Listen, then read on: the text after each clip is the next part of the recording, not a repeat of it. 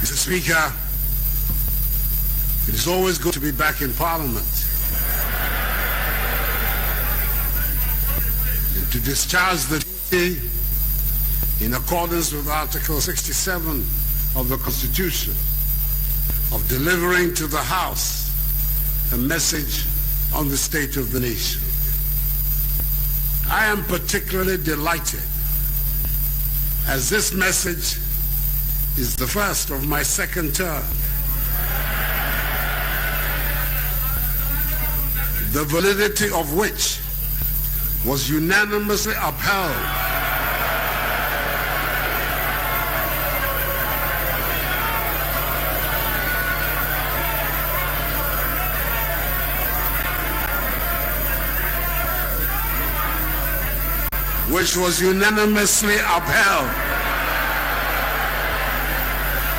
last week in a well-reasoned and excellent ruling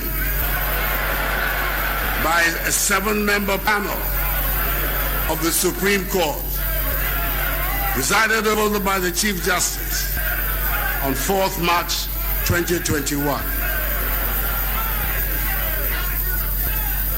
In accordance with protocol and convention, it is good to see that First Lady Rebecca Akufo-Addo, Vice President Muhammadu Bawumia, Second Lady Samira Bawumia, the spouse of Mr. Speaker, Chief Justice Enin Yabua, and Justices of the Supreme Court,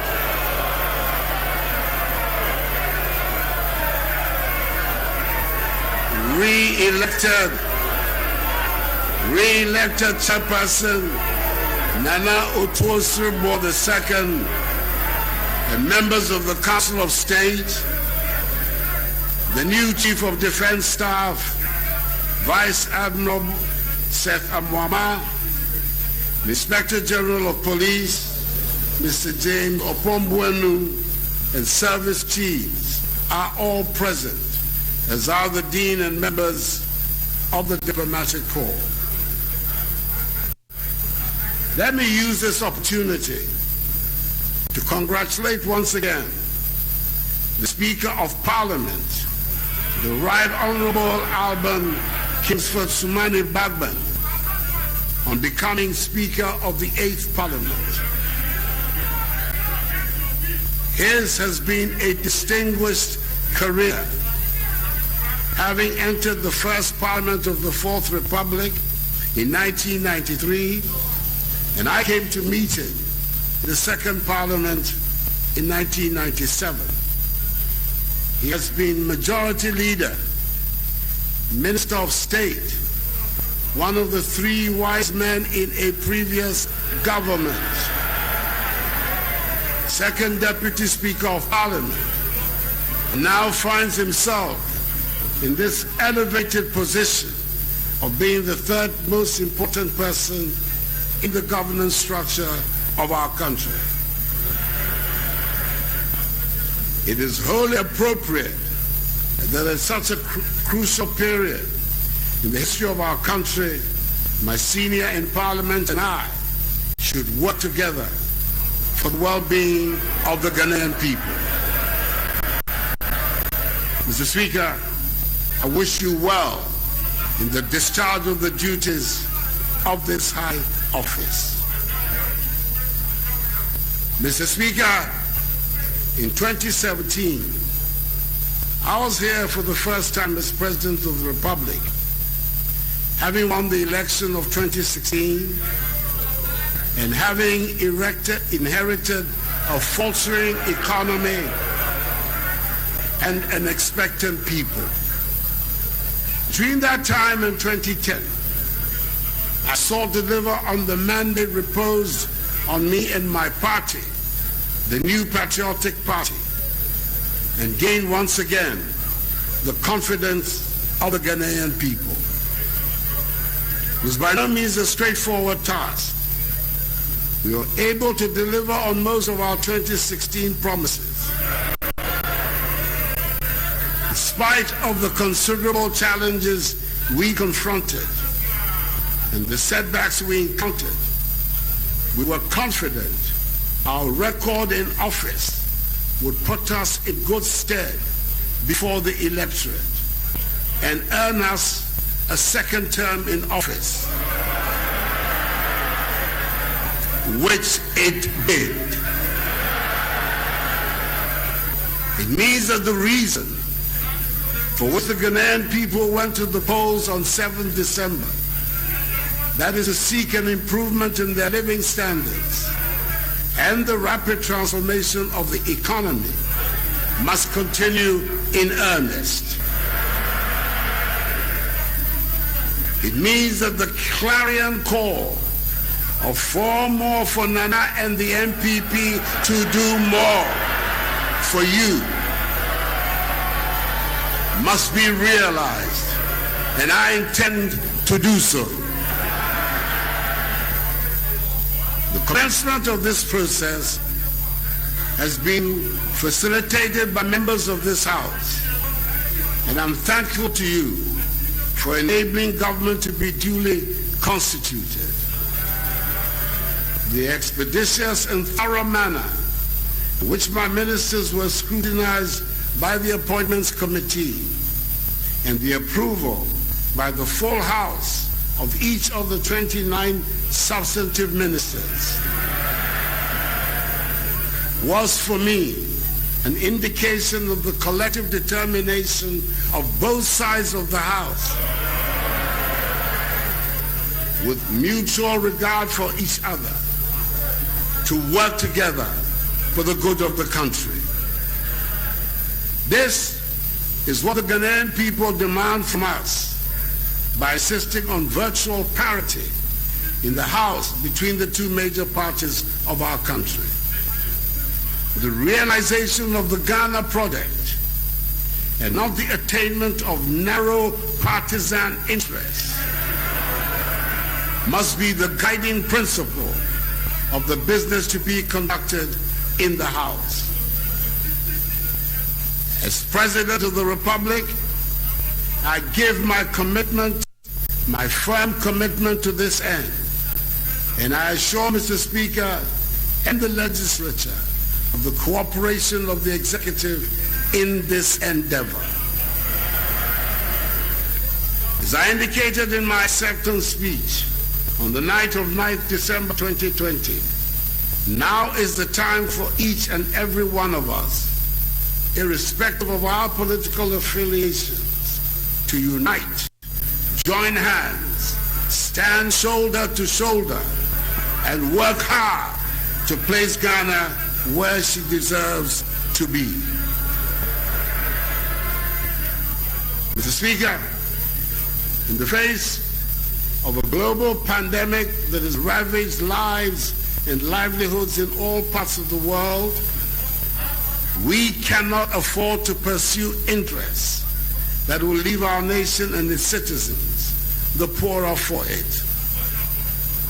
COVID-19 has impacted heavily on economic activities, created uncertainty, weakened global growth conditions, whilst putting undue strain on already weak and fragile health systems, particularly in developing countries. Mr. Speaker, between 2017 and the first quarter of 2020, we had made considerable gains in the management of the national economy, where we witnessed annual average GDP growth of 7%, single-digit inflation, reduced fiscal deficits, with 3 consecutive years of primary surpluses, a relatively stable exchange rate, a significant improvement in the current account with 3 consecutive years of trade surpluses, strong foreign exchange reserve buffers, markedly reduced lending rates, and appreciable job creation.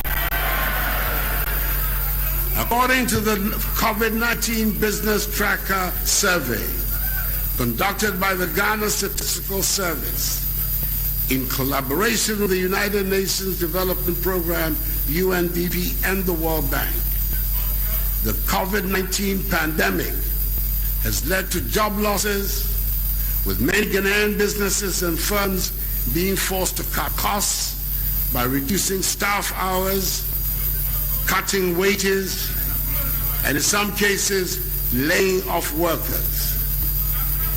This survey, again, showed that about 770,000 workers had their wages reduced, and about 42,000 employees were laid off during the 3-week partial lockdown imposed on Greater Accra and Greater Kumasi metropolitan areas and their contiguous districts, Tema and Kaswa.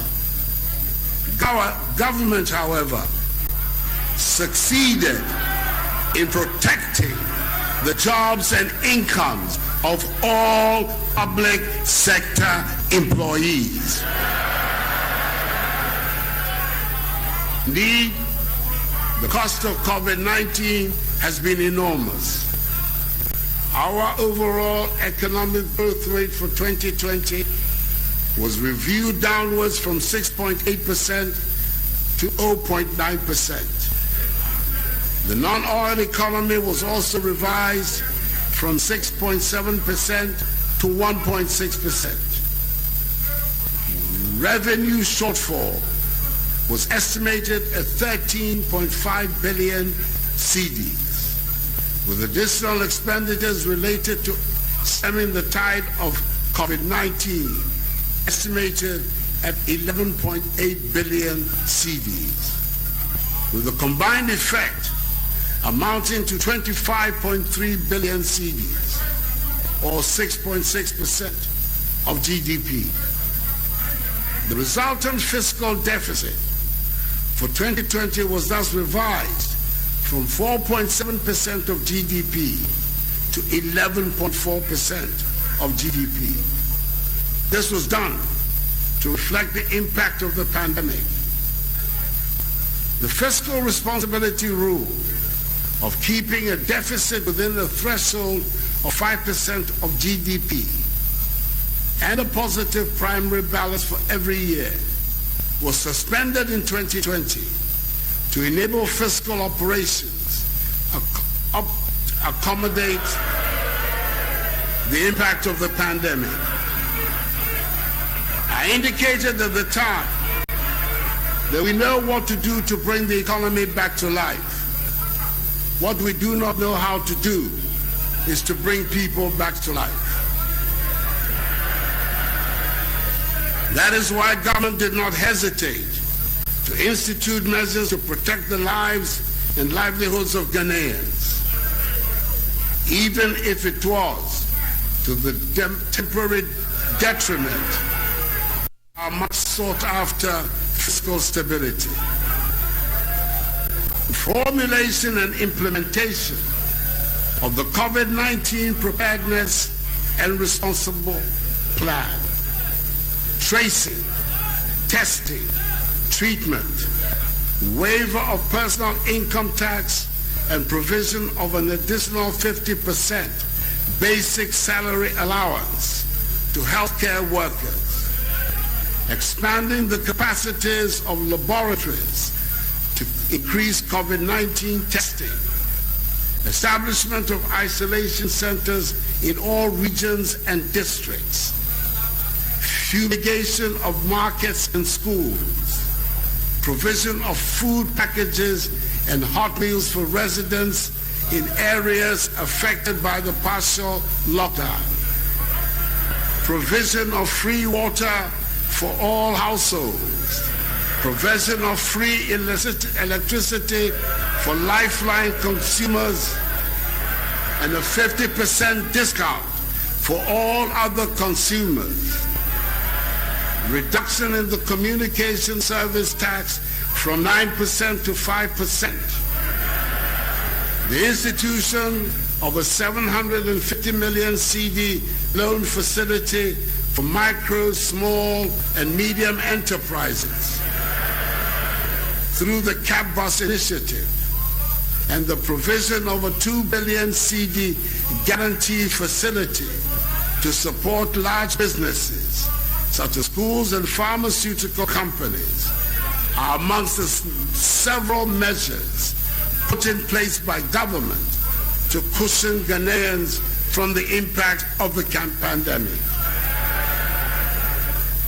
Support has also been forthcoming from the Bank of Ghana under its brilliant leadership, which has lowered the monetary policy rate by 150 basis points to 14.5%, reduced the primary reserve requirement from 10% to 8%, reduced the capital adequacy requirement from 13% to 11.5%, and reduced interest rates on the Ghana reference rate to 200 basis points.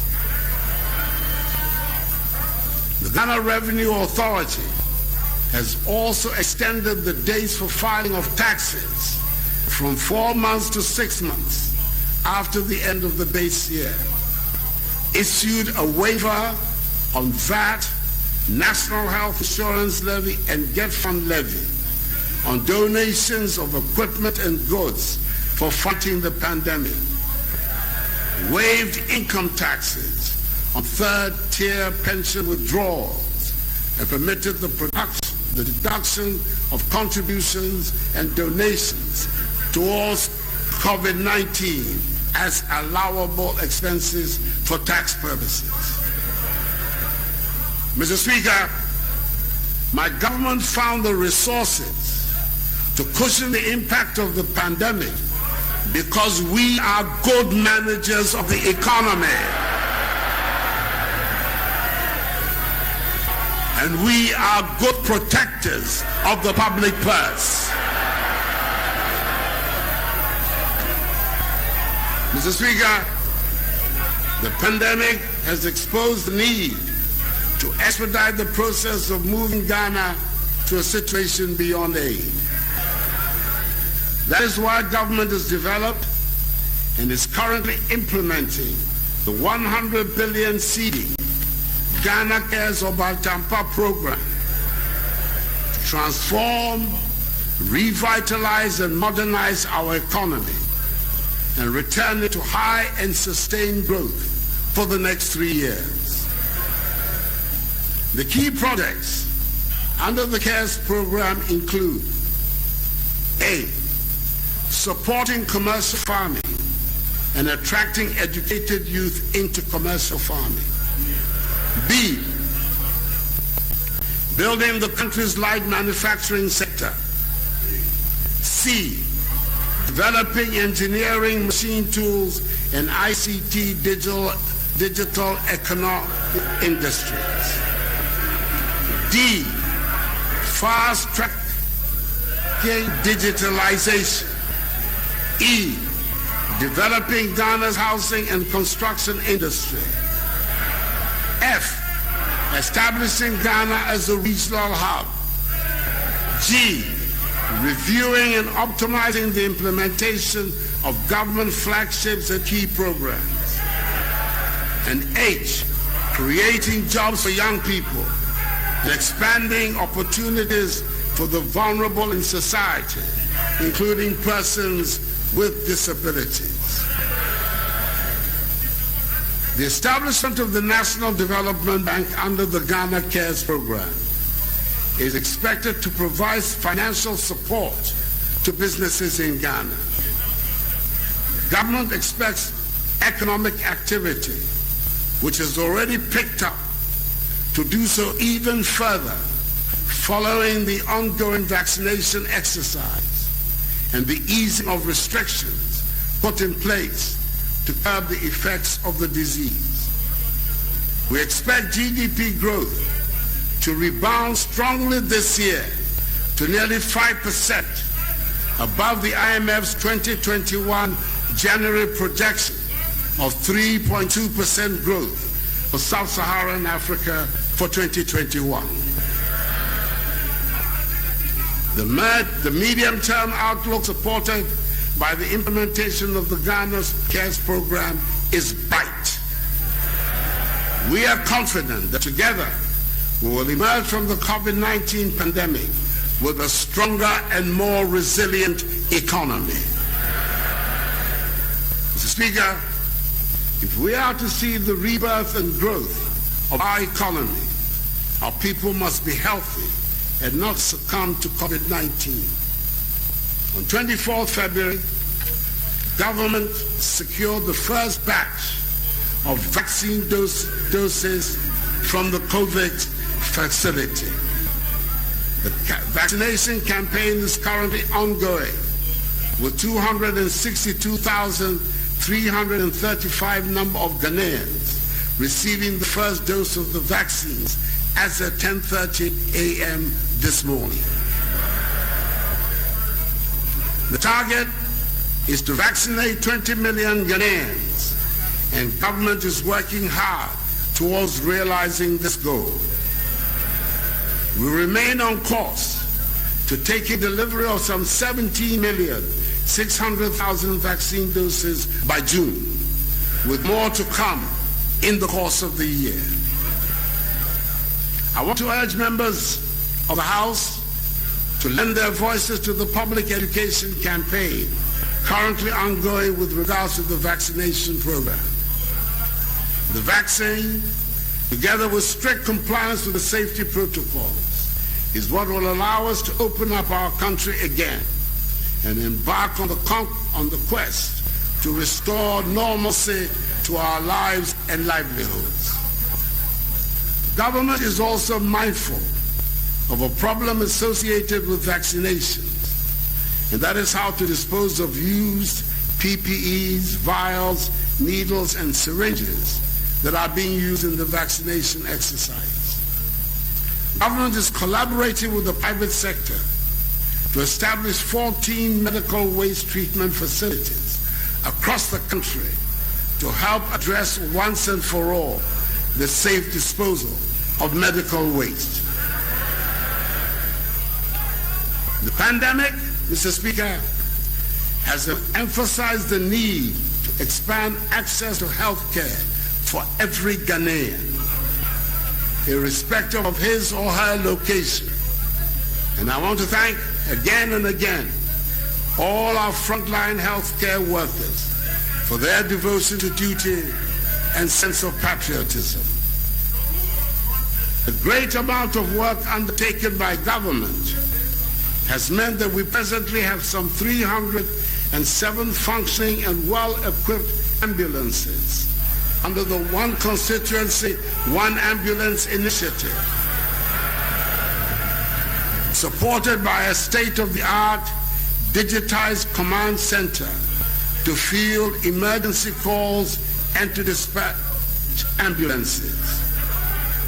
Last year, 33 major health projects were approved for implementation at a cost of 890 million euros. Key amongst them are the Akufo-Addo Regional Hospital, Tema General Hospital, the Nephrology and Urology Center at Kolebu, redevelopment of the Fia and Kwanta Hospital into a teaching hospital, and the construction of a new regional hospital at Agna Kwanta in the Western region. As announced last year, Agenda 111, which will see to the construction of 100-bed district hospitals in 101 districts with no hospitals, 7 regional hospitals for the new regions, including one for the Western region, the construction of 2 new psychiatric hospitals for the Middle Belt and Northern Belt, respectively, and the rehabilitation of Enfia Kwanta Hospital in the Western region is on course. Construction of some of these hospitals has commenced and will continue without interruption. Agenda 111, the largest ever investment in healthcare infrastructure in our history. It's part of a massive vision for Ghana's healthcare sector, the realization of which will lead to Ghana becoming a center of medical excellence and a destination for medical tourism, and will also see us achieve the following. Each of the 16 regional hospitals will be designated as a center of excellence in the different specialties of medicine. For example, orthopedic surgery, burns, plastic and reconstructive surgery, breast care center, fertility center, neonatology and pediatric center, neurosurgery and spine center, stroke center, heart and kidney center, and mental health center, to name a few. Continuously upgrade our medical curriculum and continue to train our young doctors and healthcare professionals in a world-class fashion. 3, incentivize the private sector to increase capacity to support demand in healthcare delivery. And 4, encourage Ghanaian medical experts in the diaspora to collaborate and join hands with us to help build and contribute to the realization of this noble vision. The West African region is estimated to reach a population of 500 million by 2020, by which time this vision would have been realized. The government will continue to invest in the health sector and will continue to recruit more health professionals in addition to the 100,000 recruited in my first term for our health facilities. Electronic medical record system, e-health deployment is currently underway, following its implementation in key health facilities like Kolebu, Akufo-Addo, Ho, Tamale, and Cape Coast teaching hospitals, and several district hospitals in the central region. Upper East, Upper West, and Bono regional hospitals will go live on the e-health platform in 5 days. Mr. Speaker, when it was needed most, at the height of the pandemic, the ingenuity and creativity of the Ghanaians showed through, which caught the attention of the world. When PPEs were being sold on the world market at extortionist prices, largely because demand outstripped supply, we began producing them in Ghana. Scrubs, medical gowns, sanitizers, masks, and gloves. All of these essential to the fight against COVID-19 were produced in Ghana.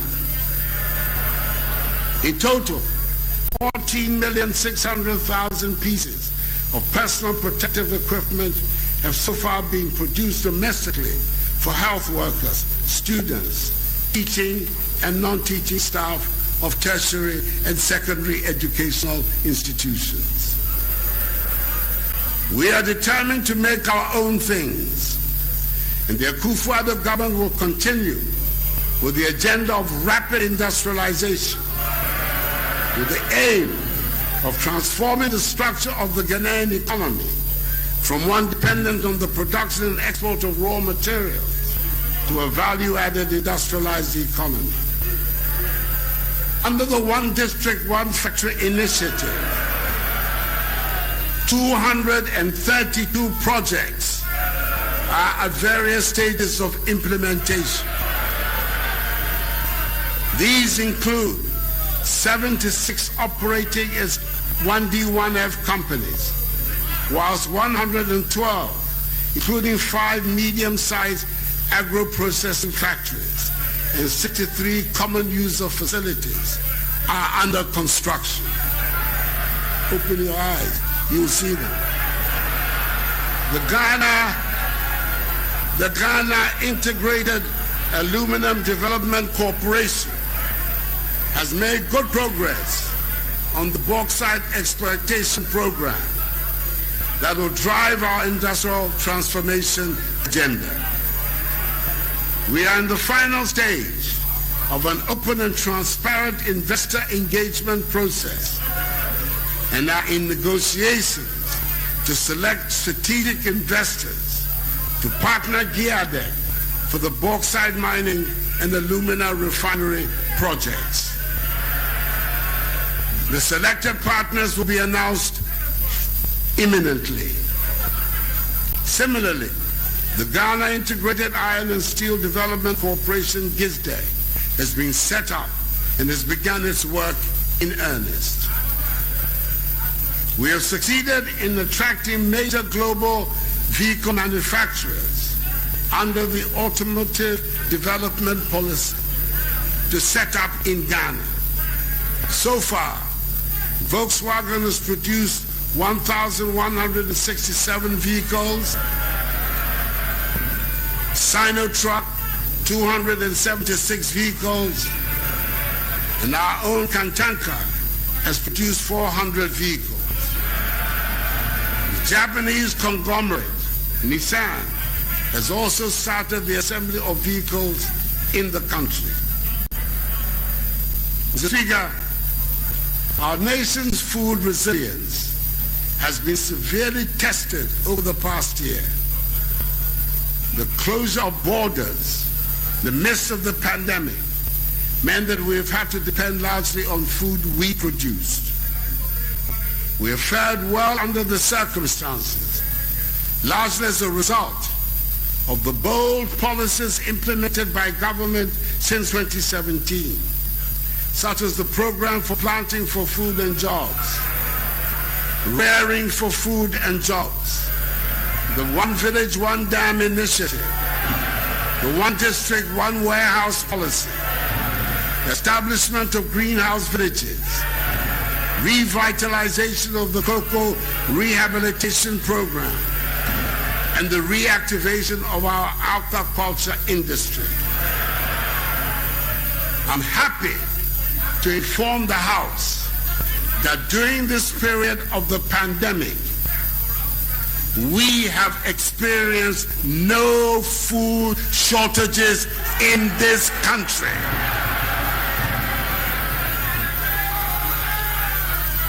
There have been increases in maize and rice yields by 110% and 48% respectively. We have for the first time in a long while become a net exporter of food, as opposed to the days of importation of tomatoes and plantain. Indeed, in 2019, we exported some 140,000 metric tons to our neighbors. We are determined to take full advantage of the African Continental Free Trade Area to produce more in Ghana, to sell more to Africa and beyond as we move Ghana beyond aid. The agreement for strategic partnership between Ghana and Cote d'Ivoire has bound our two countries in even closer intimacy, especially in the cocoa sector. We have succeeded in aligning the cocoa production and marketing policies of the two countries and ensure that we do not continue to be victims or pawns of a global cocoa industry that is dependent on the toil and effort of our farmers. A new trading mechanism has been implemented that has ensured that a new cost item of $400 United States per ton for every cocoa sold by the two nations, effective from the 2021 season, is paid to our farmers. Through the establishment of the Tree Crop Development Authority, the government is determined to end the over-reliance on cocoa and develop other cash crops such as cashew, cotton, mango, oil palm, rubber, and shea. government remains committed to the completion of the many harbors and landing sites, which are different stages of completion in Senya Breku, Disco, Elmina, Moray, Winneba, Gumwafete, Tessie, Keta, Mumford, and Jamestown. Mr. Speaker, I am passionate about the education of every child in Ghana, because education opens doors. That is why one of my biggest concerns during this pandemic has been to safeguard the education of our children. All over the world, governments were forced to shut down schools as we did. However, we took steps to ensure that the education of our children was not truncated. Last year, bold and responsible decisions made it possible for JHS3 and SHS3 students to take their final examinations. And final year university students graduated. Currently, all our children from kindergarten to university are in school, studying in conditions of safety. This has taken place despite the outcry and opposition of some. I am required to provide leadership, and that is what I am doing.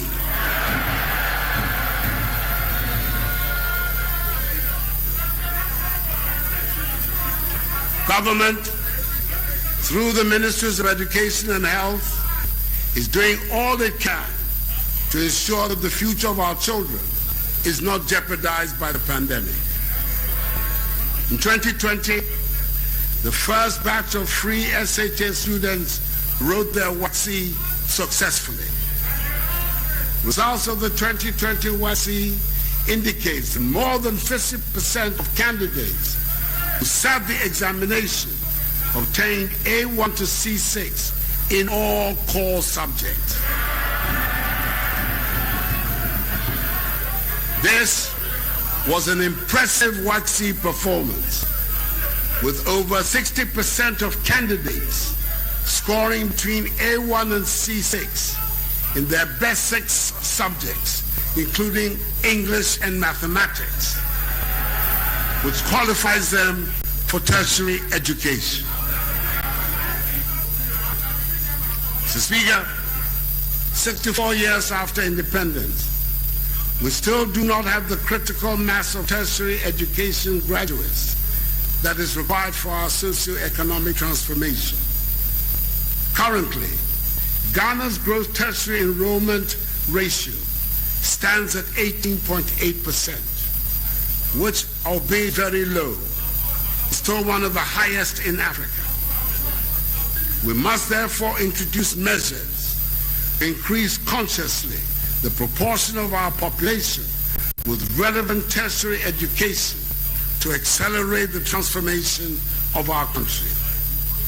Our target is to increase the ratio from the current 18.8% to 40% by 2030, focusing on science, technology, engineering, and mathematics, STEM-related fields, with emphasis on engineering.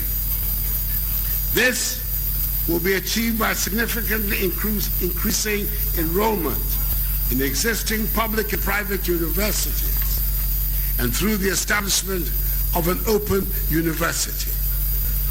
We expect record numbers of enrollment over the next 4 years. Accordingly, we will fulfill our campaign manifesto promise by removing the guarantor requirement that makes it difficult for most students to apply for loans through the Student Loans Trust Fund program.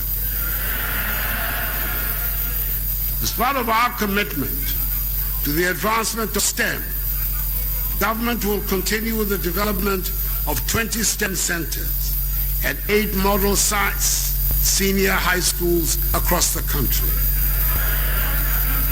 These institutions will be fitted with state-of-the-art equipment and laboratories which will facilitate teaching and learning in all areas, including artificial intelligence and robotics.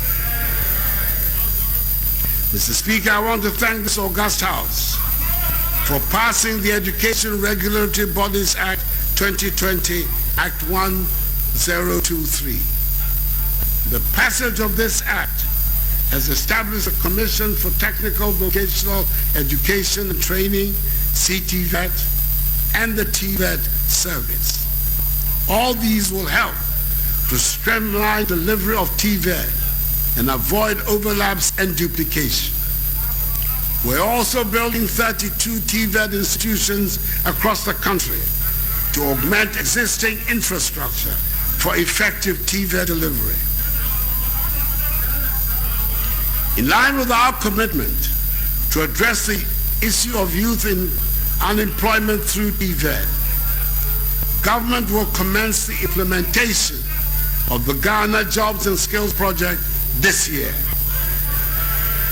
The project seeks to expedite the development of competency-based training curricula on the National TVET Qualification Framework for 100 trades, professions from Level 1 National Proficiency to Level 5 Higher National Diplomacy, as well as training some 25,000 beneficiaries and provide entrepreneurial support to about 50,000 individuals. It will also seek to implement the Ghana Labor Market Information System and upgrade of district public employment centers and services. A key objective of our effort to improve quality education and ensure that our students become globally competitive is to maintain the integrity of our examinations and assessment. In connection with this, government, working through WAEC, will introduce new measures to curb examination leakages and malpractices. I acknowledge that the teacher is at the center of every reform in the field of education. Prioritizing the welfare of teachers remains a key objective of government. After the restoration of teacher training allowances, government is now paying professional allowances to both teaching and non-teaching staff.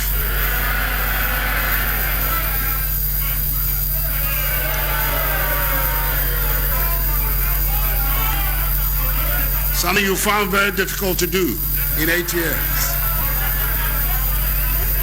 I'm happy to announce the government is facilitating the acquisition of 280,000 laptops for members of the Ghana National Association of Teachers, GNAT, the National Association of Graduate Teachers, NAGRAT, and the Coalition of Concerned Teachers, CCT, this year.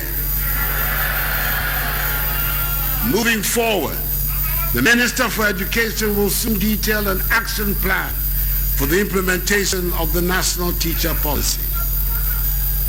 Government has also introduced several interventions at the high school level. Some of these are the 198 million CD Academic Intervention Support Program dedicated for extra classes for students in SHS. Implementation of free internet connectivity for secondary school.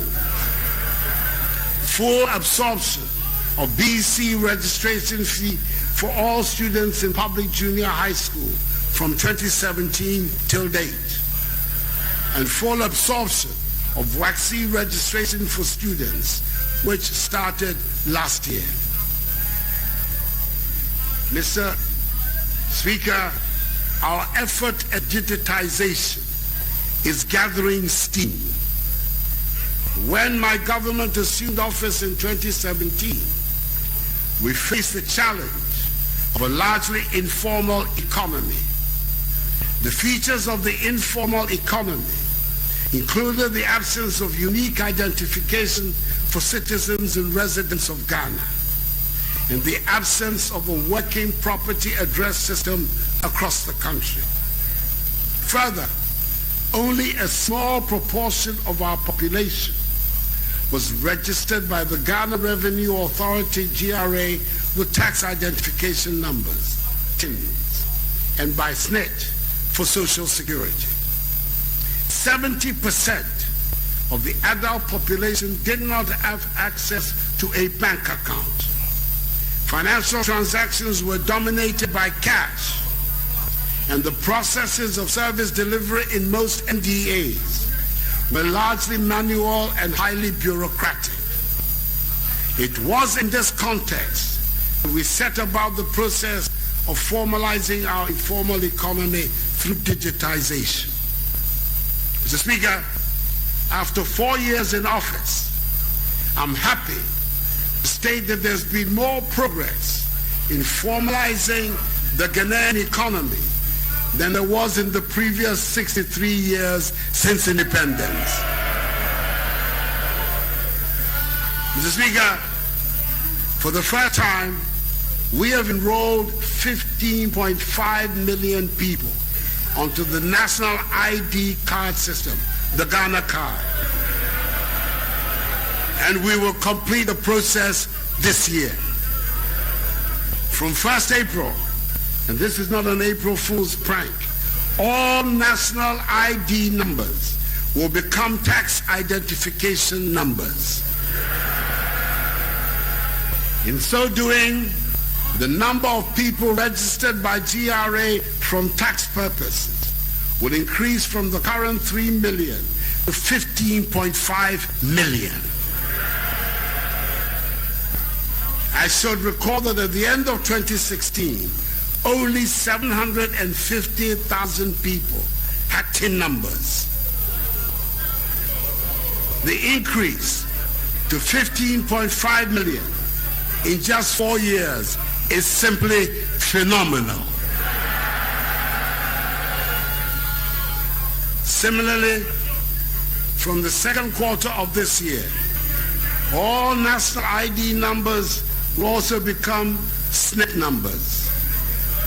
This will increase the number of people on the SNIT database from 4 million to 15.5 million, making it easier for new contributors to be enlisted on the scheme. The national ID numbers will also become NHIS numbers. Very soon, we will link the national ID to all SIM cards, bank accounts, birth and death registry, DVLA documents, and passports.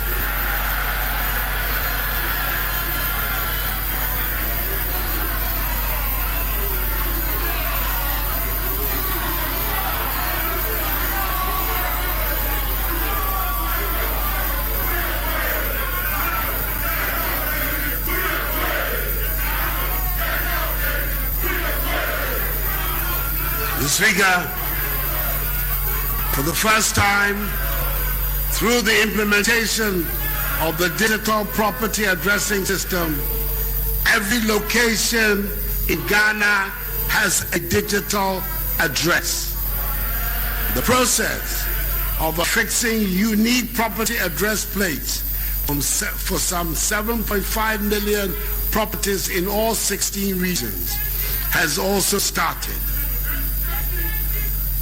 Mr. Speaker, for the first time in Ghana, more than 70% of the population has access to financial services, either through a bank account or a mobile money account.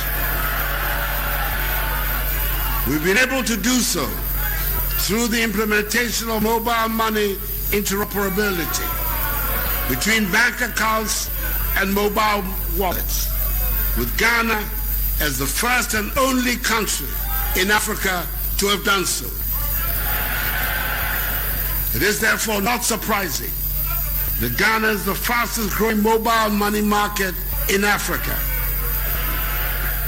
Furthermore, our successful introduction of the Universal Quick Response Code for payments across banks, telcos, fintechs, and merchants will propel Ghana to be amongst the first countries in Africa, if not the first, to move towards a largely cashless economy when fully rolled out across the country with the support of the Bank of Ghana. Mr. Speaker, we have also digitized the operations of many government institutions, including the ports, NHIS, DVLA, GRA, and the Passport Office. One of the most dramatic examples of this development has been the ability of SNIT to pay pensions within 10 days of application, as opposed to the endless delays of the past. To make it easy to obtain government services, a portal, governor.gov, has been established where all MMDAs are being onboarded. It is a one-stop shop where anyone can apply for and pay for a government service. We expect to complete the onboarding of all MMDAs this year, and in so doing, significantly enhance the efficiency and reduce the cost of delivery of government services to our people. Mr. Speaker, the Integrated Customs Management Systems, ICOMS, which is an end-to-end customs management system at the ports to enhance management collection of custom duties, has, despite initial resistance and controversy, succeeded in eliminating the multiple routes prior to payment of duties, ensuring seamless processes, increasing revenues, and speedy processing of pre-manifest declaration and valuation on the same system. We have also integrated the Ghana.gov platform and the integrated tax application preparation systems, which allow taxpayers to make payments at their convenience online and through taxpayers' banks, and the use of mobile money, credit cards, and debit cards. Mr. Speaker, it is clear that we have made significant strides in formalizing the economy, and we will do even more going forward. Mr. Speaker, our judicial system has not been left out of the digitization program. Today, the e-justice and e-case register initiatives, for example, are helping to ensure that the law keeps pace with technology, ending the age-old missing dockets phenomenon and endless litigations, which have plagued the efficient delivery of justice in the country for many, many years. Government, through the Ministry of Local Government and the District Assembly Common Fund, has commenced in an unprecedented initiative the construction of 90 courts with accompanying accommodation for judges across the country to help address the problem of inadequate court infrastructure. These structures are at advanced stages of completion. Again, through the same medium, 20 townhouses and a guest house are being built to be used as permanent residences for Court of Appeal judges based in Kumasi who are mandated to handle cases in the northern part of the country.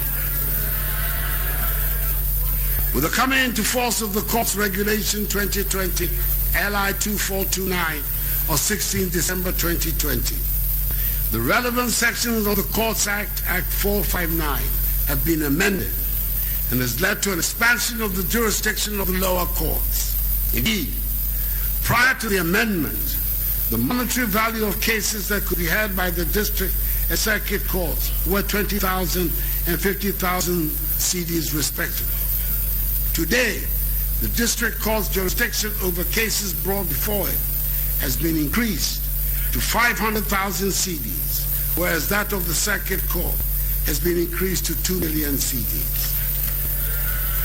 Mr. Speaker, this increase in jurisdiction will ensure that more cases are heard in the district and circuit courts, thus easing the burden on the high courts. All these measures will go a long way to enhance justice delivery in the country and help consolidate the rule of law. Mr. Speaker, when I appeared before this House on 4th January 2021 to deliver the last message on the state of the nation at the dissolution of Parliament, I called for a national discourse on the long-standing issue of illegal small-scale mining in our country. Yes, in the last 4 years, so much has been achieved in cleaning up this industry, training miners in the best methods of mining, introducing community mining, enacting additional regulatory legislation. But the reality is that illegal small-scale mining remains a major problem. I am confident that the new energetic Minister for Lands and Natural Resources and a Member of Parliament for Damango constituency, the Honorable Samuel Abujinapo, will rapidly facilitate the holding of this national dialogue and will work to build on the progress of his predecessors by enhancing regulation of this sector, which should be anchored on the protection of the environment and on community mining. Mr. Speaker, let me at this point assure the House that in the course of this session of Parliament, government will come back to engage the House on the steps it intends to take on the future of the Ejapa transaction. Mr. Speaker, land administration continues to be bedeviled with apparently intractable challenges. This year, government intends to roll out a program for the digitization of all land records for purposes of ensuring effective land administration. Aggressive afforestation will be pursued in the course of the year with the expected launch of a Green Ghana project, which will see the mobilization of Ghanaians in all fields of endeavor to participate in a nationwide tree planting exercise. Mr. Speaker, in 2018, Ghana won the bid to host and organize the 2023 African Games for the first time since the tournament started in 1965. A 9-member local organizing committee has been constituted and inaugurated to handle the technical and events aspects of the 2023 Africa Games. Government intends to provide maximum support to the LOC to help ensure we organize and host successful games. The construction of 10 youth resource centers across the country, which are at different levels of completion between 85 and 95%. We are as well renovating and rehabilitating many other abandoned sports facilities. We're paying allowances to about 1,000 athletes through the Youth Employment Agencies. The Ghana Premier League has started, and hopefully, when we return to normalcy, capping of spectators at the stadiums will be a thing of the past. This is a proper occasion for me once again, on behalf of all Ghanaians, to congratulate the Black Satellites on their splendid victory in winning the nation's 4th Under-20 African Nations Trophy when they defeated Uganda by 2-0 on Sunday in Nouakchott, capital of the Republic of Mauritania.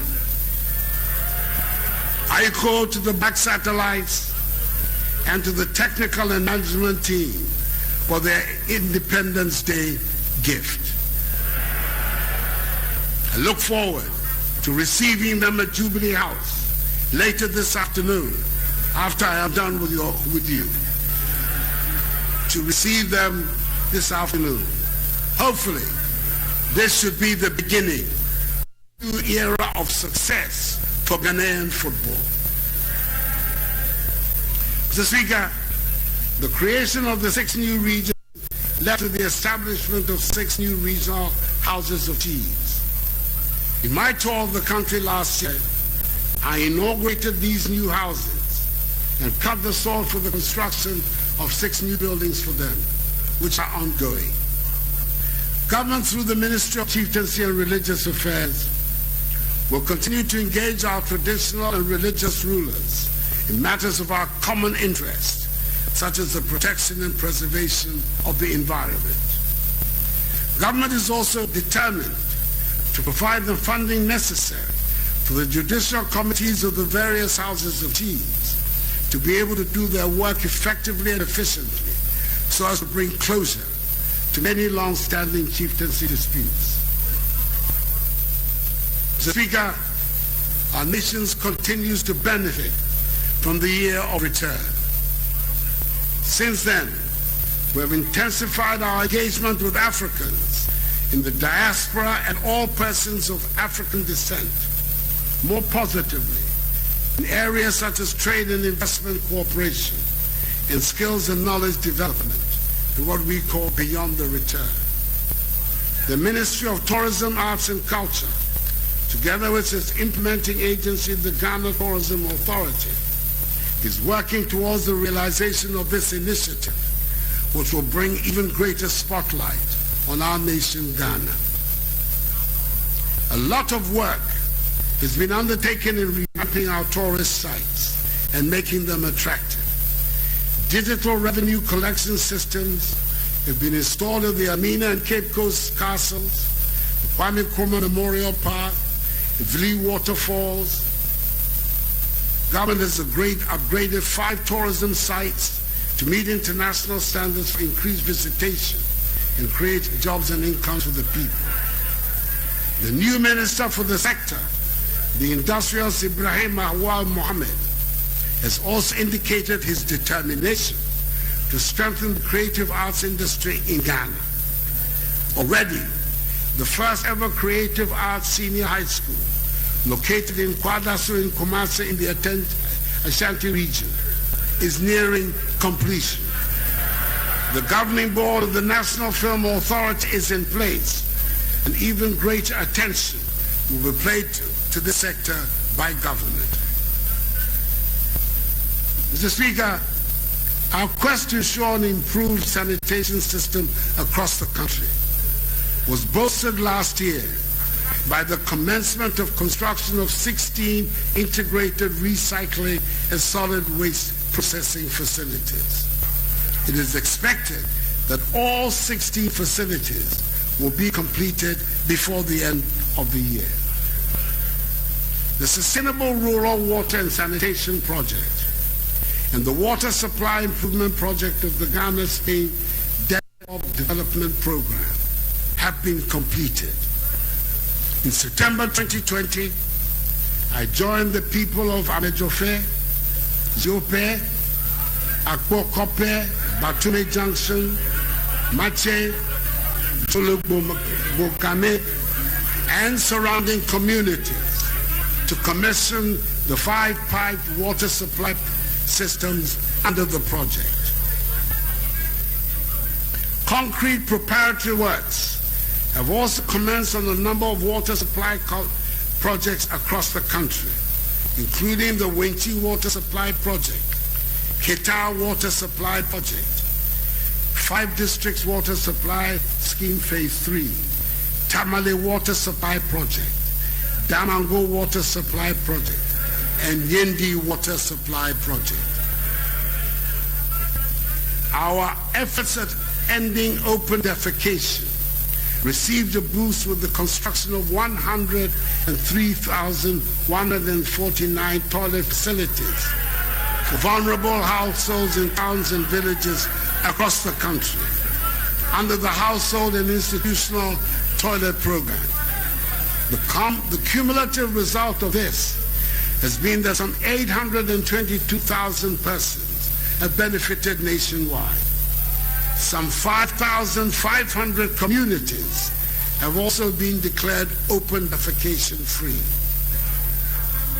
Mr. Speaker, in the energy sector, the National Energy Policy 2020 has been completed to improve the framework and strategies to meet contemporary energy needs of the country.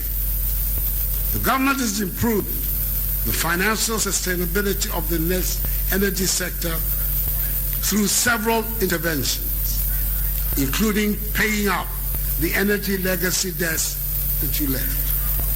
Furthermore, negotiations with independent power producers, the terms of whose contracts entail substantial financial charges on the state, are ongoing and should be completed by the end of the year. This should result in a more affordable cost of power for the Ghanaian people. Under the National Electrification Scheme, a total of 1,436 communities have been connected to the national grid, which has increased the national electricity access rate 85.17% as of October 2020.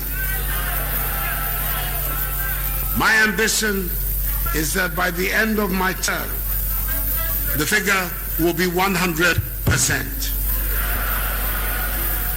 The Ghana National Petroleum Corporation has accelerated petroleum exploration activities in the inland Voltaigne Basin. It has successfully acquired and processed 2,538 line kilometers of 2D seismic data, analyzed 1,537 geochemical samples, and established a working petroleum system.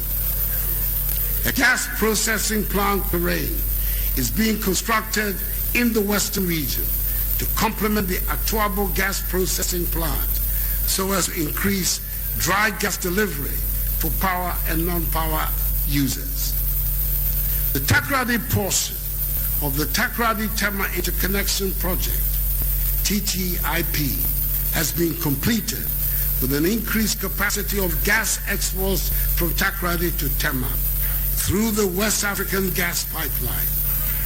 GNPC and its private sector partners have advanced the work on the Tema LNG project, Sub-Saharan Africa's first LNG regasification terminal, which is expected to come on stream in the course of the year to improve gas supply reliability for power and non-power industrial applications. The facility will also become a hub of regional energy security, ensuring low-cost fuel for both Ghana and her partners in the ECOWAS community.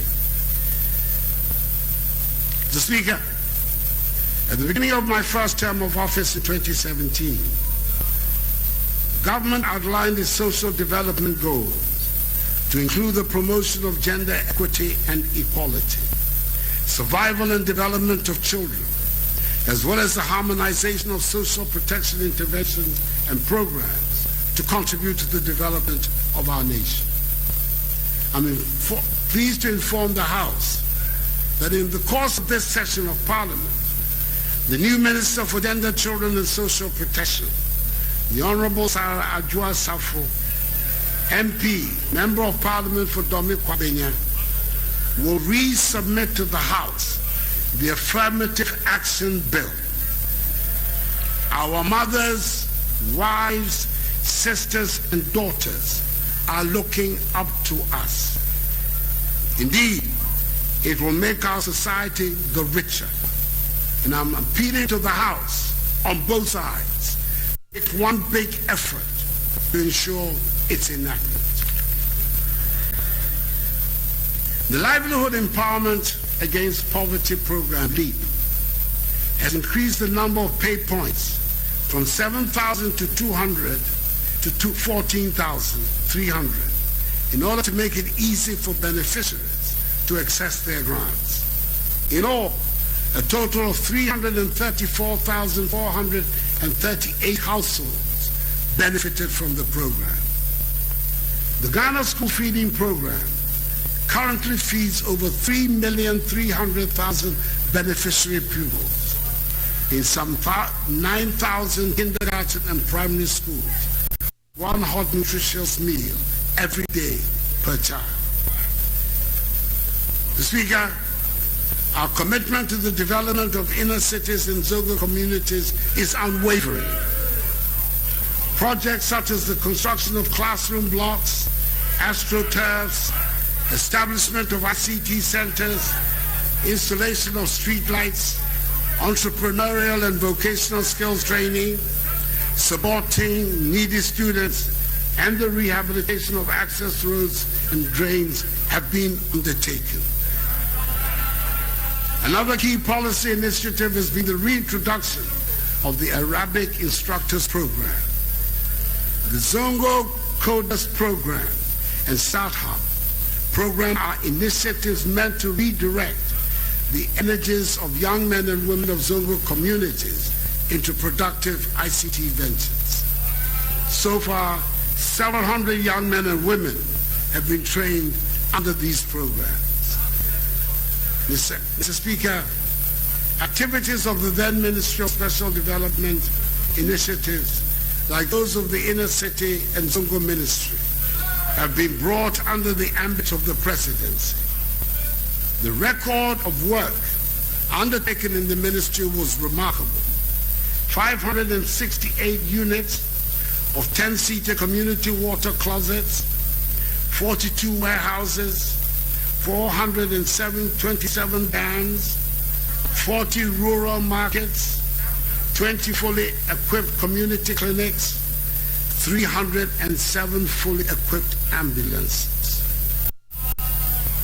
Mr. Speaker, in the area of coastal management, we continue to improve the resilience of the country's coastline against tidal wave erosion that poses a significant threat to lives, livelihood, and properties of the people living along the coastline.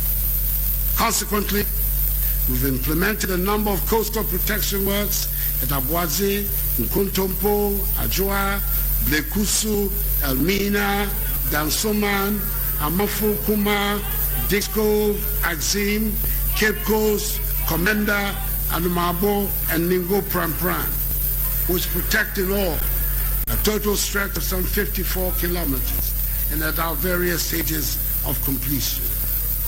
Government has also implemented the National Food Flood Control Program with the overall goal of reducing the incidence of flooding across the country.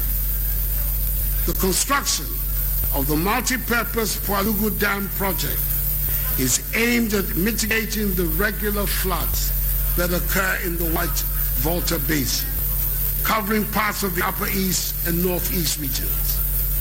Preparatory activities started in 2020 and will be completed by the first half of this year, with actual construction commencing in the second half of this year. Commissioning is expected in 2025. It is the single largest investment in the northern part of Ghana made by any government. Once completed, it will add 60 megawatts of hydropower and 50 megawatts of solar power to the national grid, thereby improving the quality of power supply in the northern part of Ghana. The 25,000 hectare irrigation scheme will be bigger than the total size of all irrigated projects implemented in the country since independence, and will boost food production in the northern part of Ghana, thereby boosting economic development in northern Ghana and creating jobs for the youth. Mr. Speaker, another important infrastructural development is the construction of the Buankra Inland Port, which will transform totally inland trade and ease the movement of goods and services, especially for traders as well as for persons in our landlocked neighbors. The Korean contractors are due to start work any moment from now.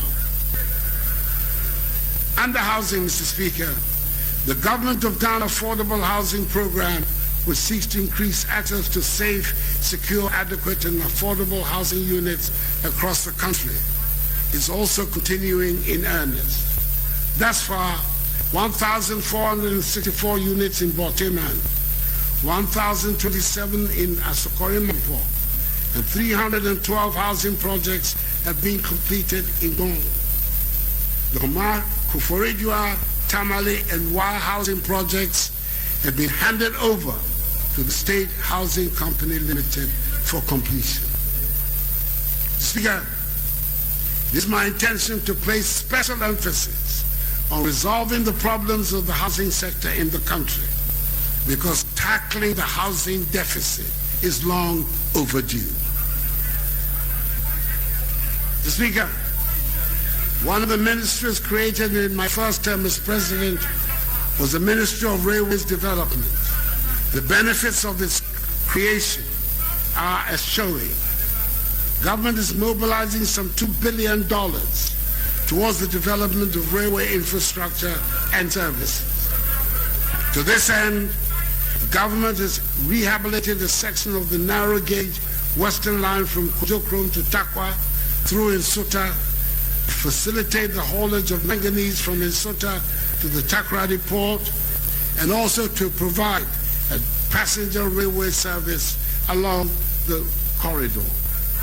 Construction of a new standard gauge line from Kujokrom through Esiem to Mangso is also ongoing.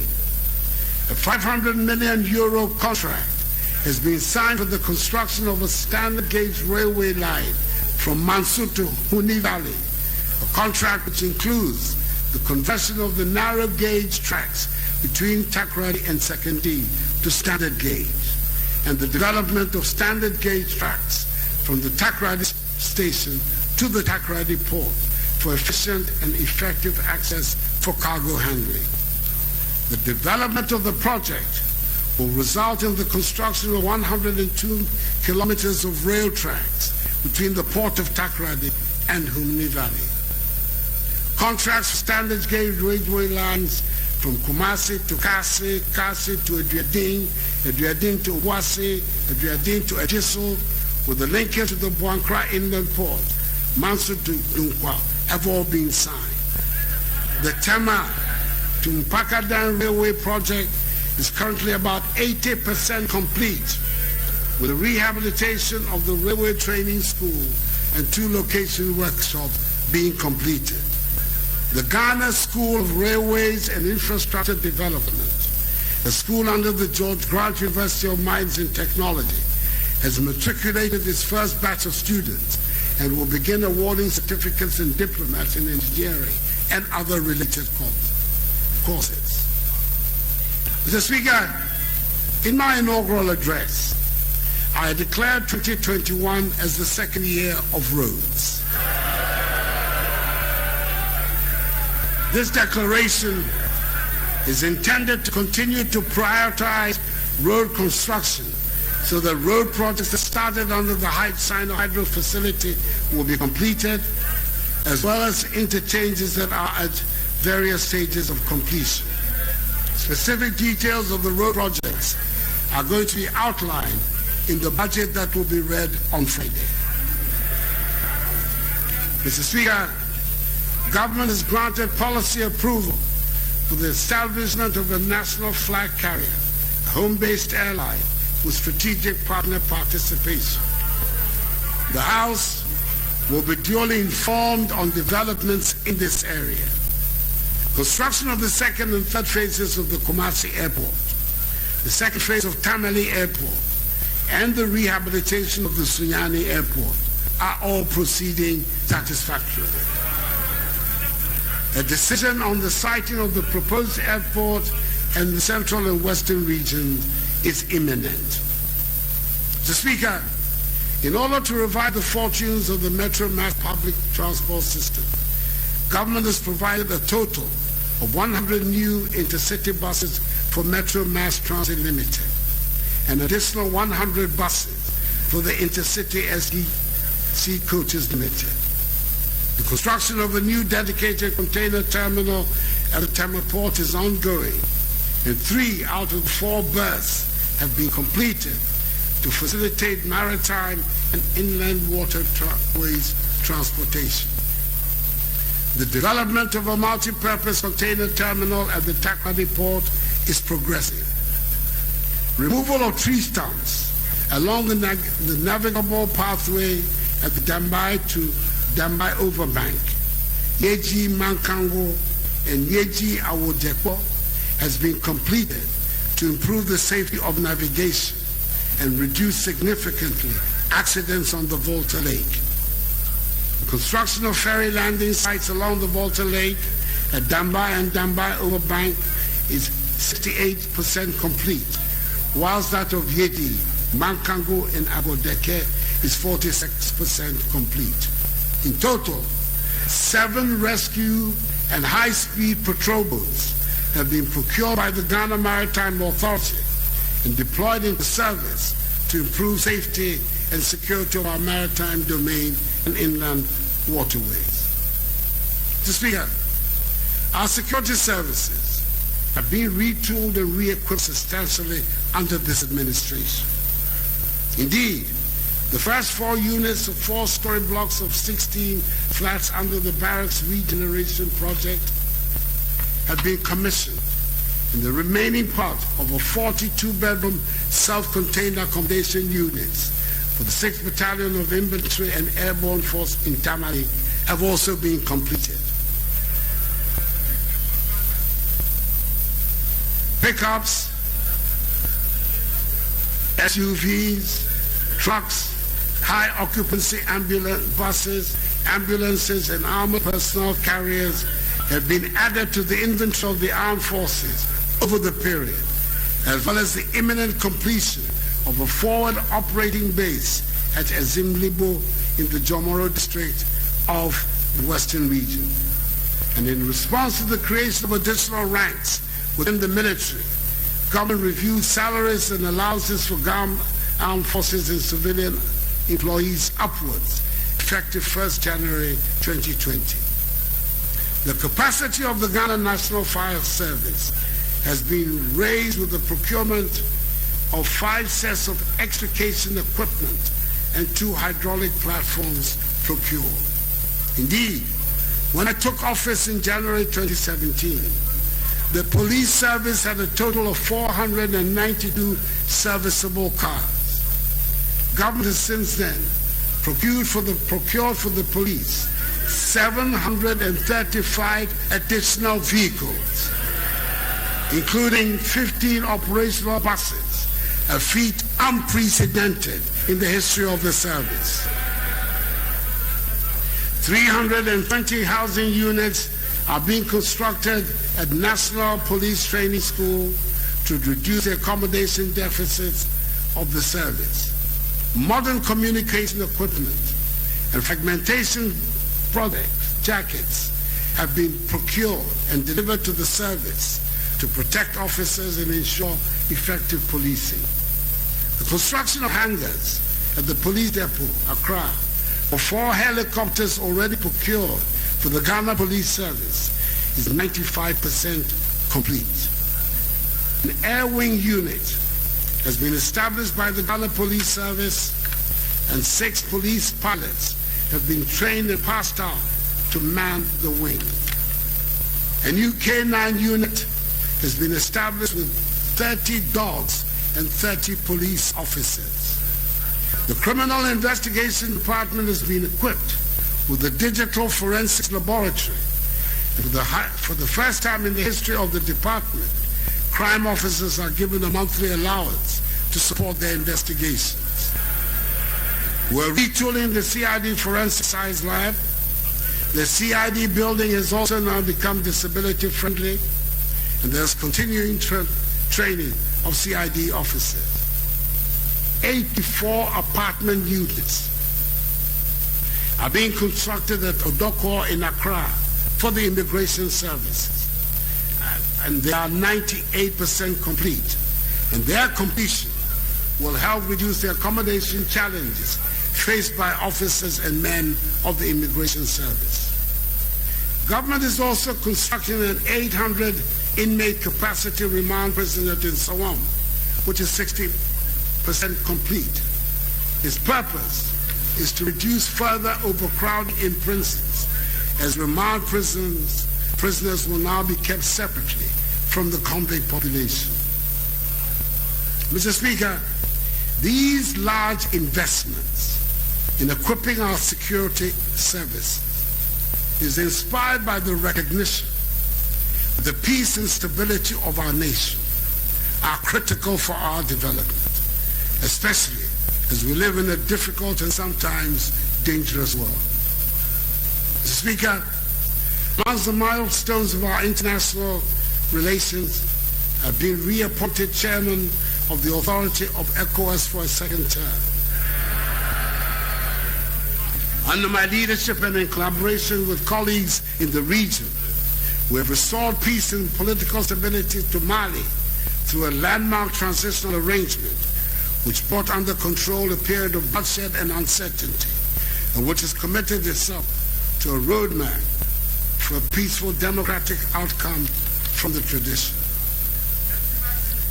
In addition to strengthening and cooperation and deepening bilateral and multilateral trade and economic ties with host countries, it is exciting to note the presidential visits overseas have yielded significant dividends. The re-establishment of the Economic Trade and Investment Bureau of the Ministry has enabled the position of the Ministry of Foreign Affairs as a strategic partner to help facilitate domestic and foreign investments in the country. Indeed, Ghana Investment Promotion Center has reported today a surge in foreign direct investment into our country of $2.1 billion United States dollars in 2020, compared to $1.1 billion the previous year, representing a more than 90% increase. Mr. Speaker, the sum total of all of this, that in spite of the ravages of the pandemic, our nation is still very much in rude health and remains very attractive to investors. Yes, we're reeling from the effects of COVID-19, but I am confident that with the progress of the vaccination program, we will recover quickly and work towards putting our nation back onto the path of progress and prosperity. We're building a more inclusive society, and soon things will work for all in Ghana. And then we will fulfill our true potential as the Black Star of Africa. Crucial to achieving this vision is my uncompromising commitment to strengthening the institutions of our democracy and managing public resources with integrity, fairness, openness, and accountability. Mr. Speaker, ours is not a government that shies away from public scrutiny. Far from it. That is not the NPP way. That is why in 2001, under the outstanding leadership of the second president of the Fourth Republic, His Excellency John Agyekum Kufuor, and with me as his Attorney General, the criminal libel law was repealed to protect and expand media freedoms in the country. And in 2003, the Public Procurement Act was introduced to protect the public purse. That is why it was my government that took the bold steps in 2008 to bring about the establishment of an independent prosecutor with the setting up of the Office of Special Prosecutor. That is why it was my government that in 2019 enacted the Right to Information Act, which had been shirked by previous administrations despite decades of agitations and civil society groups and journalists. That is why within 2 years of being in office, We more than doubled funding for accountability institutions of state like SHRAG, EYOCO, the judiciary, and the Auditor General. Government and the people expect those in charge of our governance institutions to do their work with professionalism and good faith. Indeed, the institutions of our nation, whether the executive, legislature, or judiciary, are working. The Supreme Court, Mr. Speaker, for example, last week determined the challenge to the validity of the 2020 presidential election and affirmed its validity in a unanimous decision.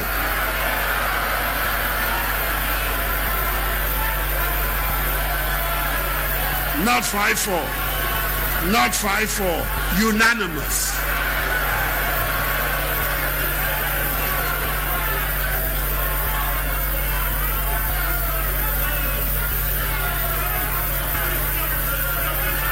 Mr. Speaker, the court has spoken. It is time for all of us to move on and in a united manner confront the problems of post-COVID-19 Ghana.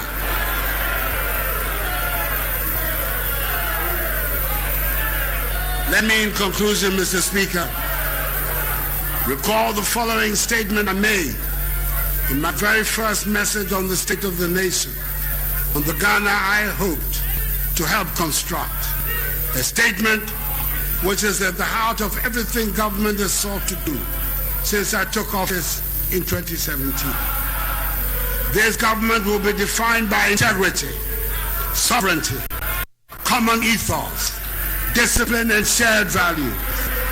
It is one where we aim to be masters of our own destiny, where we mobilize our own resources for the future, breaking the shackles of the Gandhisberg colonial economy, the mindset of dependency, bailouts, and extraction. It is an economy where we look past commodities to position ourselves in a global marketplace. It is a country where we focus on trade, not aid, a hand up, not a handout. It is a country with a strong private sector. It is a country that recognizes the connectedness of its people and economy to those of its neighbors. This requires a forward-looking vision for our country, enabling us to confront our challenges and embrace our opportunities, not one fastened in the rear view mirror. It is a Ghana beyond aid. Mr. Speaker, I remain wholly committed to the fulfillment of this vision. May God bless us all and our homeland Ghana and make her great and strong. And thank you.